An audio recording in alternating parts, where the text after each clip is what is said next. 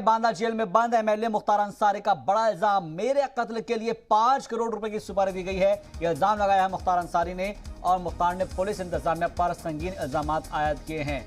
Book में entry किए बिना जेल में आ रहे हैं मुश्तबा लोग, ये मुख्तार अंसारी ने इल्जाम लगाया है और कहा कि पेशी के दौरान जब वो गए तो कई संगीन इल्जाम उन्होंने लगाए हैं। तो बांदा जेल में बंद एमएलए मुख्तार अंसारी ने यह बड़ा इल्जाम आयद किया है कि मेरे कत्ल के लिए 5 करोड़ रुपए की सुपारी दी गई है और पुलिस इंतजामिया पर मुख्तार अंसारी ने संगीन इल्जाम आयद किए हैं। कहा है कि बुक में एंट्री किए बिना लोग जेल आ रहे हैं और ये वो लोग हैं जो मुश्तबा है, सस्पेक्टेड हैं।